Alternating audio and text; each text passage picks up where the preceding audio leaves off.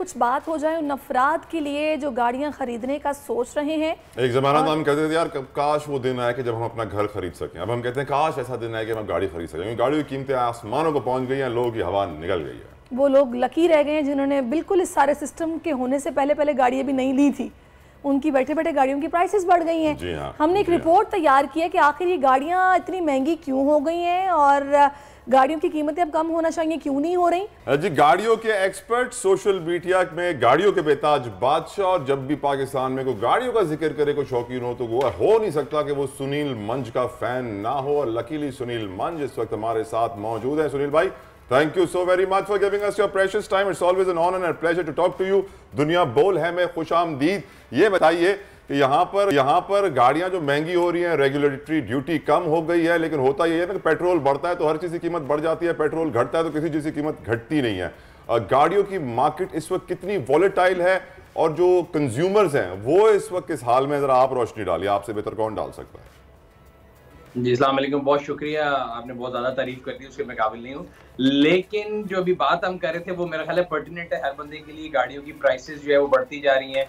RD का आपने जिक्र किया, आरडी जो बेसिकली अगर हम ड्यूटी देखें तो ड्यूटी परसेंटेज तो कम हुई है, बट अगर आप पाक रुपीज़ में देखें तो बिकॉज रुपी इतना डिवैल्यू कर गया है, तो आरडी जब नहीं लगी थी उस टाइम पे जो ड्यूटी थी और आरडी हटने के बाद जो ड्यूटी है वो तकरीबन बढ़ गई है बजाय इसके कि कम हो, क्योंकि पाक रुपी डिप्रिशिएट कर रहा है। सो इसकी वजह से इंपोर्टेड गाड़ी तो सस्ती होने नहीं लगी। सिमिलरली जब लोकल गाड़ियों की बात करें तो लोकल गाड़ियों का भी आपको पता होगा पिछले साल मई से काफ़ी इशू चल रहा है इनकी सीकेडी किट्स का, और डॉलर भी ऊपर जाई जा रहा है और हर अगले रोज इनकी प्राइसेस बढ़ रही हैं। तो मेरा नहीं ख्याल कि कोई उम्मीद है ऐसी कोई जिसकी वजह से मैं कह सकूँ गाड़ियों की प्राइस कम होगी। On the other and petrol की प्राइसेस हम देखते हैं जब भी थोड़ा पॉलिटिकल इंस्टेबिलिटी आती है तो गवर्नमेंट जो है एक लॉलीपॉप दे देती है आवाम को, थोड़ा सा कम करने के लिए आज बहुत ज़्यादा दे दिया है, 30 रुपये डीजल कम कर दिया है, बट गाड़ियों की प्राइसेस मेरा नहीं ख्याल कम होने लगी। सुनील भाई, एक और इम्पोर्टेंट क्वेश्चन, क्या आपको लगता है कि ये कारमा, इसे हम कारमा कहेंगे कि नहीं कहेंगे, कि ऑटो सेक्टर ने पाकिस्तानी कंज्यूमर्स के साथ जो किया, कि हमारे यहाँ पाकिस्तान में वो 10-15 साल पुराना मॉडल चलता रहता है, दुनिया में 3-3 नए मॉडल आ जाते हैं, ट्रांसफर ऑफ टेक्नोलॉजी नहीं होता है, वही पुरानी चीज़ हम लोग यहाँ पे रीटूलिंग करके वही बम्पर चेंज करके बोल देते हैं कि नया मॉडल आ गया है। हमारी ऑटो सेक्टर ने कंज्यूमर्स का बड़ा फायदा उठाया है, जिसकी वजह से ओन की मार्केट भी क्रिएट हुई और आज ऑटो सेक्टर मुश्किलात का शिकार है। तो पहले इन्होंने हमारे साथ बुरा किया कंज्यूमर के साथ, आज अल्लाह इनके साथ बुरा कर रहा है। क्या आप सिचुएशन समझते हैं इस वक्त ऑटो सेक्टर की? अच्छा, ऑटो सेक्टर को समझने के लिए हमें कोशिश करनी पड़ेगी कि जो एक तो ये है कि मैं स्टेटमेंट से एग्री नहीं करता। रीजन भी देखिए, ऑटो सेक्टर जो है वो शुरू में काफी अरसे तक 3 प्लेयर्स थे, बट आपकी जो पहली कॉम्प्रिहेंसिव ऑटो पॉलिसी आई वो 2016 में आई, जिसके तहत पाकिस्तान में तकरीबन 11 और कंपनी आई जिन्होंने अपने प्लांट लगाए। अब हमें समझने की जरूरत है जो भी ऑटो इंडस्ट्री का प्लांट लगता है वो एक दिन में ओवरनाइट नहीं लगेगा। उन्होंने कॉन्ट्रैक्ट साइन किए और उनमें से कई ऐसे हैं जो 19 में प्रोडक्शन में आए, कोई 20 में, कोई 21 में, फिर कोविड आ गया, कोविड के बाद फिर भी हमारे एलसी के मसाइल शुरू हो गए। सो एक ऐसी चीज़ है कि अभी तक उनकी प्रोडक्शन जिसे कहते हैं ना मार्केट में पूरी तरह से आई नहीं। मार्केट में सप्लाई एंड डिमांड 2 फोर्सेज हैं। ऑब्वियसली जब सप्लाई कम होगी, डिमांड ज़्यादा होगी तो ऑन और प्रीमियम का ज़माना आएगा।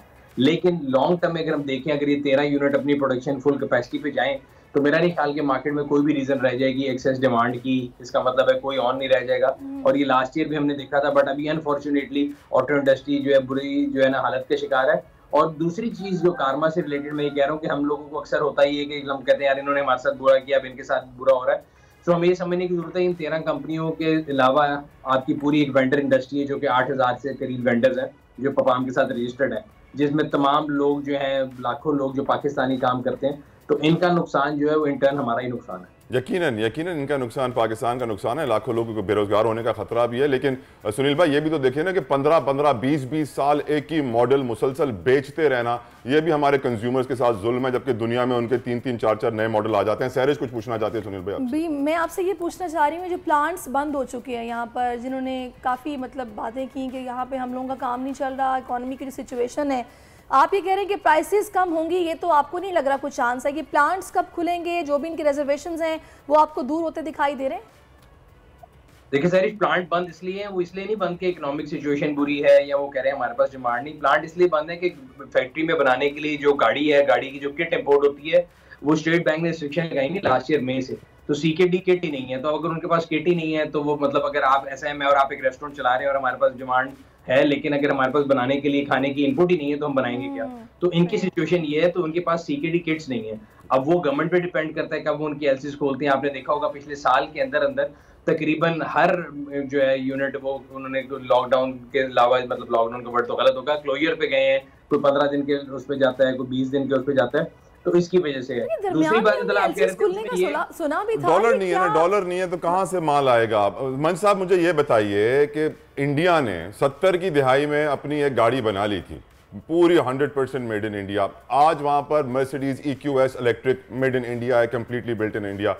वो दिन कब आएगा जब मेड इन पाकिस्तान एक गाड़ी बनेगी जो पाकिस्तान में बनी हुई होगी, जिसके लिए हमें इंतजार नहीं करना पड़ेगा कि किट बाहर से आए तो फिर गाड़ी बनाए, जबकि हमारे पास कमाल कमाल इंजीनियर हैं।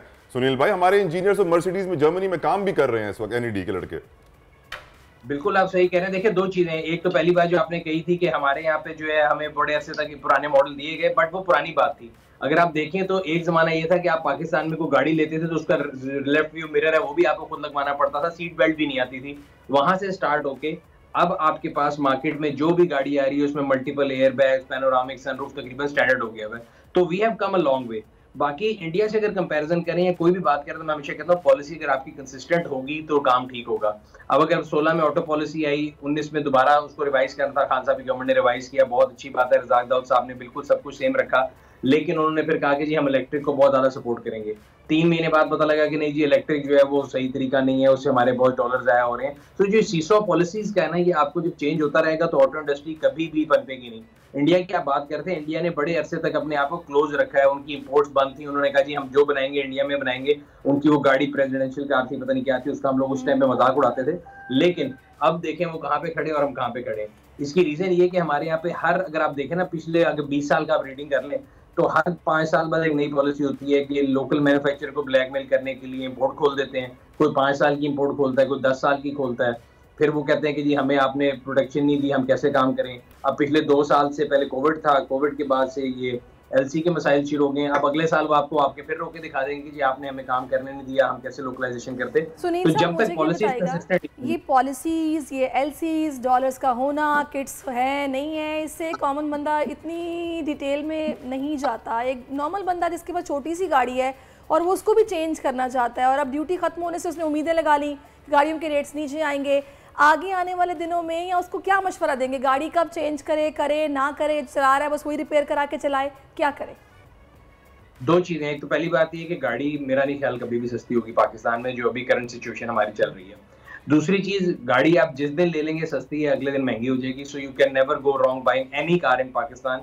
कोई आपको महंगी भी आज दे रहा है तो 2 महीने बाद आप देखेंगे तो आप कहेंगे यार उसने सस्ती दे दी। तीसरी चीज, लोगों को यस अपनी ओनरशिप साइकिल बढ़ानी पड़ेगी, लोगों को अपना लाइफस्टाइल रिवैल्यूएट करना पड़ेगा। अगर एक बंदा एक C सेगमेंट सेडान चला रहा है उसको नीचे आना पड़ेगा, बिकॉज हम लोगों की जो एक्सपेंडिचर था वो हमारी अर्निंग से मेरे ख्याल से ज्यादा था, और हमें रियलाइजेशन करनी पड़ेगी। सिमिलरली जब गाड़ियां महंगी हो रही हैं, अब तकरीबन पिछले 2 साल में डबल हो गई हैं, तो वो बंदा जो 3 साल में गाड़ी चेंज करता था वो 5 में करेगा। So that is the need of hour के लोग अपनी ओनरशिप साइकिल बढ़ाएंगे, अपनी गाड़ियों का ख्याल ज्यादा रखेंगे। और यहाँ पुरानी गाड़ियां लेके, एक आम आदमी तो देखें 0 मीटर कोई भी गाड़ी नहीं ले सकता, वो पुरानी गाड़ी लेके उसको रिस्टोर करेगा। सुनील भाई, एक और इंपॉर्टेंट क्वेश्चन पाकिस्तानी कंज्यूमर्स का आपसे पूछना चाहूंगा। हम जानते हैं कि जब भी कोई गाड़ी खरीदने जाता है तो वो कहता है यार इंपोर्टेड गाड़ी लो, जापानी गाड़ी लो, क्वालिटी अच्छी होगी, फ्यूल माइलेज अच्छा होगा, ऑप्शन ज्यादा होंगे, ये होगा वो होगा। और वही आप गाड़ी अगर पाकिस्तानी लेंगे तो फिर उसमें वो 3 महीने में खड़खड़ की आवाज आना शुरू हो जाएगी, सारी चीजें ढीली हो जाएंगी, अंजर पंजर, ये वो शॉक्स वॉक्स। क्यों हमारी मेड इन पाकिस्तान, या सॉरी असेंबल्ड इन पाकिस्तान की क्वालिटी इतनी बुरी होती है सुनील भाई? देखिए अगेन ये वो चीज है कि उर्दू में कहते हैं जितना गुड़ डालेंगे उतना मीठा होगा। सो अगर आप 660 सीसी गाड़ी को कंपेयर करें, जितने में आपको 0 मीटर जो है पाकिस्तानी मेड 660 सीसी गाड़ी मिलती है विद डुअल एयर बैग और ABS, उतने में आपको जापान से 3 साल पुरानी एक्सीडेंटेड गाड़ी मिल सकती है, 0 मीटर नहीं मिल सकती। So here is the answer. Obviously अगर आप प्राइस पे कॉम्प्रोमाइज करेंगे, कंज्यूमर आपको प्राइस देने की जो है विलिंगनेस नहीं है उसकी, तो उसमें ऑब्वियसली क्वालिटी ऑब्वियसली डिफर करेगी।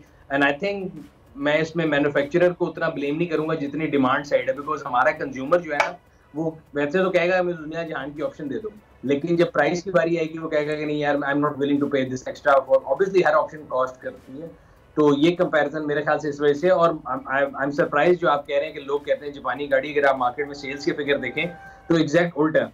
लोकल गाड़ियां लोग बहुत ज्यादा लेते हैं बिकॉज वो प्राइस बॉन्ड की तरह बिक जाती हैं। जापानी गाड़ियां जो कि ऑप्शन वाइज भी बेहतर है, क्वालिटी वाइज भी बेहतर है, उनकी रीसेल भी कम होती है और उनकी रीसेल में प्रॉब्लम भी होता है और उनकी वैल्यू एक और जरूरी सवाल सुनील भाई, एक और जरूरी सवाल, ये ओन की बुराई किसने शुरू की है आपकी नजर में? Who is responsible for the own market?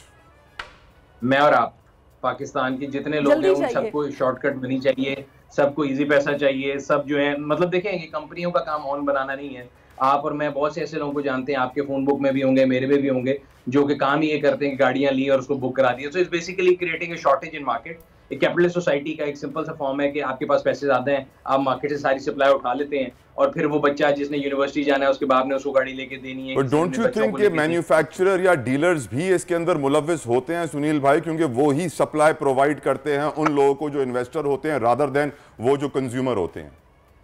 देखिए मैन्युफैक्चरर को उस हद तक ब्लेम नहीं कर सकती, यस डीलर आर इन्वॉल्व, और दूसरा गवर्नमेंट देखें गाये बगाए पॉलिसीज बनाती रहती है उसको डिस्करेज करने के लिए।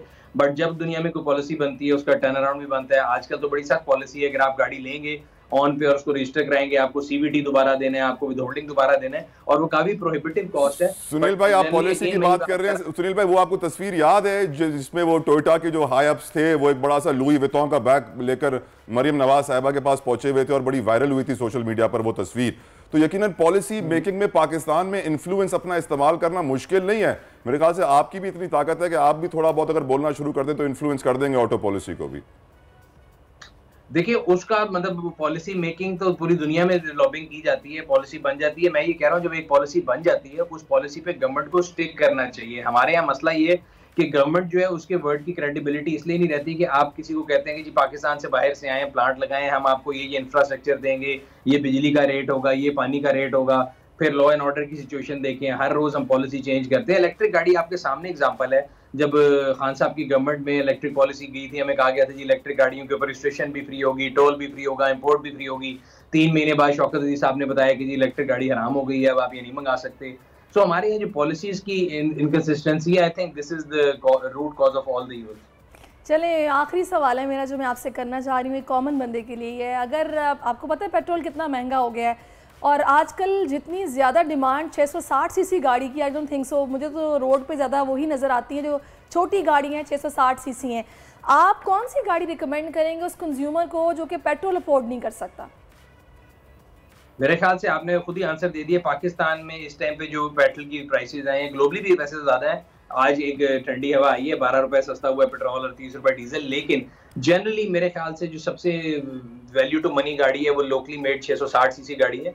Again I am saying locally made because उसके पार्ट्स भी अवेलेबल हैं, इट्स गुड इनफ कार, उसकी फ्यूल एवरेज अच्छी है, और यही वजह है कि अभी तक बाकी शायद गाड़ियों पे शायद ऑन ना हो, लेकिन 660 सीसी गाड़ी जो है वो परसेंटेज वाइज सबसे मेरा पर्सनल एक्सपीरियंस है, जितनी वो गाड़ी नाजुक है कि आप उसका ब्रेक लगाएं वो कहीं और निकलती है और उसमें 4 चलिए ये आपका रिव्यू हो गया। सुनील भाई आखिरी सवाल जल्दी से बता दें, आपके बालों का राज क्या है? मेरे बालों के राज मैं सिर्फ सुकून करता हूं, टेंशन नहीं लेता, तवक्कल करके जिंदगी आप भी इस पे अल्लाह ताला सबको सुकून दे। सुनील भाई thank you so very much for giving us your precious time. उम्मीद करते हैं आपको मजा आएगा हमें आपसे बात करके, और ये भी मैं दुआ करता हूं कि पाकिस्तान में गाड़ियों की जो मार्केट है, ऑटो सेक्टर है, इसको बेहतर तरीके से रेगुलेट किया जाए, ऑटो पॉलिसी में किसी का असर रसूख ना आने दिया जाए, आवाम को सस्ती गाड़ी दी जाए और made in Pakistan, made in Pakistan, खुदारा खुदारा खुदारा एक ऐसी गाड़ी बनाइए जो पाकिस्तानी हो, जिसके लिए हमें बाहर से कुछ ना मंगवाना पड़े। ब्रेक ले लेते हैं, ब्रेक के बाद वापस आते हैं। आजकल जिंदगी ही सुबह आउट ऑफ कंट्रोल है, दुनिया बोल है, पूरी दुनिया बोल है।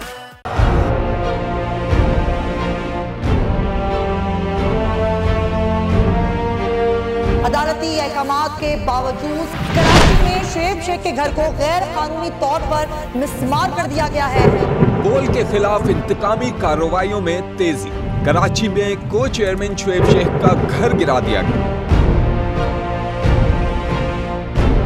गोल के खिलाफ इंतकामी कार्रवाइयों का सिलसिला जारी है। सिंध हुकूमत की अदालती अहकामात की खिलाफ वर्जी, सिंध हाई कोर्ट का स्टे ऑर्डर नजरअंदाज। सेक्रेटरी बल्दियात Najam Shah, director land Sawal Islam, director anti encroachment Imran Ahmed को नोटिस जारी। Administrator KMC director Saifur Rehman, DIG south Irfan Baloch, SSP Keamari Fida Hussain को भी फरीक बनाया गया। इससे पहले जो जुल्म के पहाड़ तोड़े गए, शुएब अहमद शेख की जबानी सुनी। 60 दिन का वक्त होता है, 102 दिन के बाद मैं जीत गया, केस बरी हो गया, 102 दिन के बाद अपील फाइल की, एक्सेप्ट कर ली। नहीं करते ना एक्सेप्ट, खत्म हो जाता ना जुल्म यार। भरी अदालत में मुझे बरी कर दिया, फिर पता नहीं क्या हुआ, 2.5 घंटे बाद का नोट बिफोर, मैं नहीं सुनता ये केस। खड़े रहते अपने फैसले पे, मिट जाता जुल्म। अल्लाह ताला ने बिठाया इस कुर्सी, इन कुर्सियों पे इनको यार, ये अल्लाह ताला की तरफ से फैसले करने हैं। तो या तो ये फैसले आएंगे, जुल्म मिट जाएगा, या कौम खड़ी हो जाएगी जुल्म के खिलाफ। हर मुश्किल के बावजूद बोल हकीकी सहाफत करता रहेगा।